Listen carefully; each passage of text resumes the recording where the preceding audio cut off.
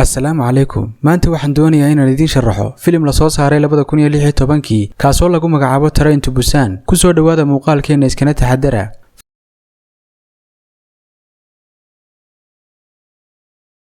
filimku wuxuu ku bilaabmayaa gaari taagan goob cashuurta lagu qaado oo la meedayo. Shaqaaluhu waxay u sheegayaan inaanay waxba khaldanayn ee kaliya meesha uu la nadiifinayo. Markii uu soo dhaqaaqay waxa uu ku mashquulay telefoonkiisa oo dhacaya. Waxaana uu si kadis u jiray waxaanu arkayn. Markii uu soo degay waxa uu arkay inuu yahay xayawaan. Waxa uu dib ugu noqday gaadhigiisii waanu baxay. Ninkan waxa lagu magacaabaa Saku. Waa maareeye shirkadeed oo mashquul badan oo aan helin waqti uu la qaato inantiisa. Sidoo kale waxa uu furay xaaskiisa. Kadib markii uu buuq kala kulmay shaqada, waxa uu si lama filaan ah ugu keenay inantiisa hadiyadii dhalashadeeda ee uu isla sanadkii hore u sameeyay. Waxayna u sheegtay inay rabto inay soo booqato hooyadeed. Saku markii hore uu ka cagajiiday codsigeeda, laakiin hooyadii ayaa ku qancisay inuu filiso codsigeeda. Subaxii xigay Saku waxa uu soo kaxeeyay inantiisii isagoo ku sii jeeda goobta tareenka laga raaco. Waxa uu si kadis uga istaagay ambalaas iyo baabuur boolis ah. Waxaana uu meel fog ka arkay dhismo gubanaya isagoo yaqiinsaday inay wax dhaceen. Intaa kadib waxa uu soo aaday goobta tareenka laga raaco. Waxaana isla waqtiga tareenka soo fuushay gabadh yar oo ka dhuumanaysa booliska. Maamulihii boostashada tareenku wuxuu amray inuu tareenku dhaqaaqo.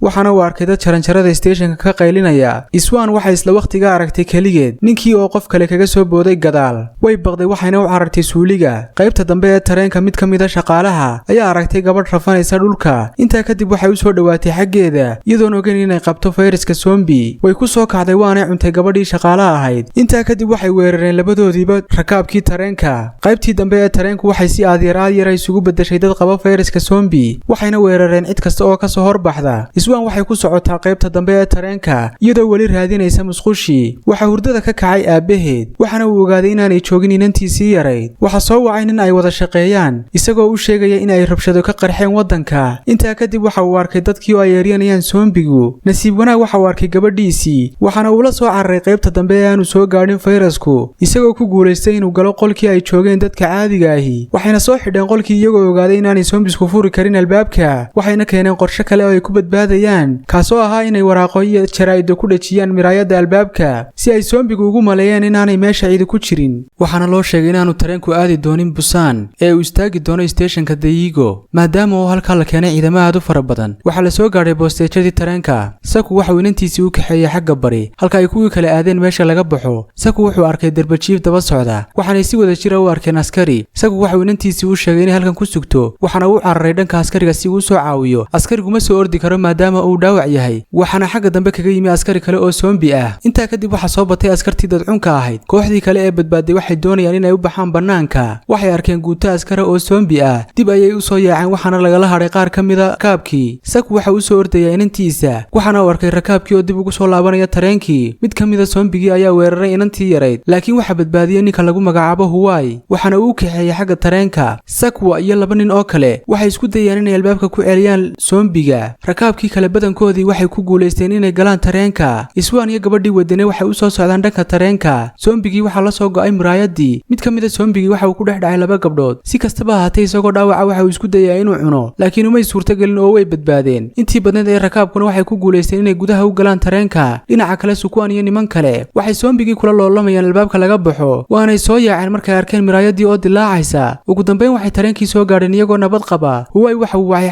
xaaskiisii. Waxaana uu ogaaday iyada iyo dad kale inay ku xaniban yihiin musqusha. Intaa kadib iyagoo saddex waxay u diyaar garoobeen dagaal. Waxayna soo galeen qaybtii dambe ee tareenka. Loolan iyo dagaal badan kadib waxay ogaadeen inaanay zombigu habeenkii waxba arkin. Waxayna damiyeen leedhkii. Waxaana u suurta gashay inay badbaadiyaan dhowr qof. Mid ka mid ah kuwii ay badbaadiyeen wuxuu wacay saaxiibtii. Waxaana uu sheegay inay badbaadeen una soo socdaan xaggooda. Iyaduna waxay si farxad leh ula wadaagtay kuwii kale. Laakiin way ku gacan seedeen waxayna go'aansadeen inay ka xidhaan albaabka. Kooxdii kale waxay si wada jir u soo aadeen qaybta kale. Laakiin nasiib darro waxa arkay zombigii. Waxay isu qaybiyeen laba kooxood. Darbijiifka iyo ninkii kale waxay isku dayayaan inay furaan albaabkii laga xidhay. Halka Suku iyo Huwai ay celinayaan zombigii. Huwai waxa uu sheegay saaxiibkii inuu u daryeelo xaaskiisa. Waxaana uu doonayaa inuu ka mashquuliyo zombiga si ay nabad ugu gaadhaan qaybta kale ee tareenka. Saku isagoo ooyaya waxa uu sheegay inuu ka xun yahay. Waxaana uu soo kaxeeyay xaaskii Huwai oo qaylinaysa. Zombigii waxay soo jabiyeen albaabka. Waxaana hor istaagay Huwai isagoo isku dayay inuu celiyo intii karaankiisa ah. Dhanka kale Suku iyo kooxdiisa waxa uu suurta gashay inay furaan albaabkii gudahana u galaan qaybtii nabdoonayd. Suku waxa uu la dagaalamayaa ninkii ka xidhay albaabka. Waxaana uu weydiinayaa sababtii uga xidhay albaabka. Waxa uu ugu jawaabay inuu moodayay inay qabaan fayraskii. Intaa kadib Suku wuxuu hore ugu socday tareenkii. Dhanka kale islaantan da'dahay way quusatay, waxayna eegaysaa walaasheed oo ka mid ah Suumbiga. Way ishayn kari weyday waanay ka furtay albaabkii. Suumbigii waxay u soo daantay qolkii nabdoona. Kooxdii badbaaday waxay daawanayaan sida rakaabkii loogu cunayo hoolka dhexdiisa. Waxayna arkayaan halka rakaabka oo si quus ah u garaacaya albaabka. Ma awoodaan wax kale oo aan ahayn inay daawadaan. Darawalkii tareenku waxa uu helay fariin taasoo sheegaysa inay magaalada Busan laga xakameeyay fayraskii. Waxaana uu rakaabkii badbaaday ku wargeliyay inay ka soo degaan tareenka maadaama ay wadadu xidhan tahay. Waxaana uu raadinayaa tareen saaran waddo aan xidhnayn si uu ugu kaxeeyo magaalada Busan. Sakwa iyo kooxdiisii waxay maqleen codkii darawalka, waxayna ka soo baxeen tareenkii si ay u fuulaan mid kale. Dhanka kale odaygii xaasidka ah iyo nin kale oo ku dhuumanaya musqusha, iyaguna waxay maqleen codka sheegaya in tareenka laga wareegayo. Waxaana uu Suumbigii u tuuray ninkii la joogay, isagoo u soo orday xagga bannaanka. Sakwa iyo kooxdiisii waxay u socdaan xagga tareenka saxda ah, waxayna si kadis ah u arkeen tareen gubanaya oo jidka ku soo jira. Lamaanahani waxay ka hadheen kooxdii kale iyagoo doonaya meel ay ku badbaadaan. Tareenkii gubanayay waxa uu ku dhacay tareen kale, waxayna gudaha u galeen mid ka mid ah tareenadii. Odaygii xaasidka waxa uu inantii u tuuray Suumbigii. waxa uu iska furay albaabkii isagoo ku sii jeeda dhanka tareenka saxda ah, halka uu wiilkii la dagaalamayo Suumbigii isagoo isku dayay inuu badbaadiyo. Laakiin ugu dambeyn waxa cuntay saaxiibtii. Odaygii oo u sii ordaya dhanka tareenka waxa uu ku kufay wadadii tareenka. Darawalkii oo isku dayay inuu badbaadiyo, isagana waxa ku soo booday Suumbigii. Odaygii uu joojinay waxa uu iska sii watay orodkiisii. Dhanka kale Suku iyo kooxdiisii waxay ku hoos jiraan burburka tareen ay ka buuxaan Suumbigu, waxaana uu helay meel daloosho uu ka baxo. Koox ka mid ah Suumbigii ayaa soo jabsaday daaqad. Si kastaba ha ahaatee ninkii darbijiifta ahaa waxa uu isku dayay inuu celiyo intii karaankiisa ah si ay u badbaadaan kooxdiisu. Saku wuxuu gabadhii iyo inantii yareed ula cararay tareenkii iyagoo ku guuleystay inay fuulaan. Intaa kadib Saku wuxuu arkay odaygii xaasidka ahaa oo isu bedelay Suumbi, waxaana uu iska soo furay albaabkii isagoo cod hoose kula hadlaya. Waxaana uu sheegay inuu qaaday cudurkii. Odaygii wuu ooyay, laakiin daqiiqada gudahood fayraskii wuxuu gaadhay maskaxdiisii waanu weeraray. Saku waxa uu isku dayay inuu iska fogeeyo afkiisa, halka ay gabadhu isku dayayso inay caawiso, laakiin waxa uu weeraray iyadii. Si kastaba ahaatee waxa ka soo gaadhay Saku. Suumbigii waxa uu ka qaniinay gacanta, ugu dambeynna waxa uu maareeyay inuu ka tuuro tareenka, laakiin dhaawac ayaa gacanta ka soo gaadhay. Inantiisii iyo gabadhii waxa uu soo kaxeeyay qolka hore ee tareenka. Waxa uu sharaxayaa sidii ay u joojin lahaayeen tareenka marka ay gaadhaan boostada tareenka, waxaana uu doonayaa inuu ka hadho. Iswaan waxay aabaheed ka baryaysaa inaanu ka tegin, oo hin iyo dardaaran kadib bannaanka ayuu uga soo baxay qolkii isagoo ku sii jeeda qaybta dambe ee tareenka. Fayraskii ayaa jidhkiisa ku faafay. Suku wuu qoslay isagoo ku faraxsan inuu inantiisa badbaadiyay, waxaana ugu dambeyn iska tuuray tareenkii waxa uu soo socdaba waxa uu soo gaadhay boosteejadii Busan, laakiin wadadii waxa xidhay burburka tareen kale. Iswaan iyo gabadhii waxay ka soo degeen tareenkii iyagoo ku sii jeeda meesha laga galo magaalada Busan, waxaana isha ku dhuftay sniperskii ilaalinayay xuduudka. Maadaama ay moodayeen dad fayras qaba, waxay amar ku bixiyeen in la toogto, laakiin ugu dambeyn waxay ogaadeen inay yihiin dad caafimaad qaba, waxaana loo soo diray ciidan si ay u caawiyaan. Filimkuna wuxuu ku dhamaanayaa iyagoo badbaaday. Waanaad ku mahadsantahay daawashada muuqaalka.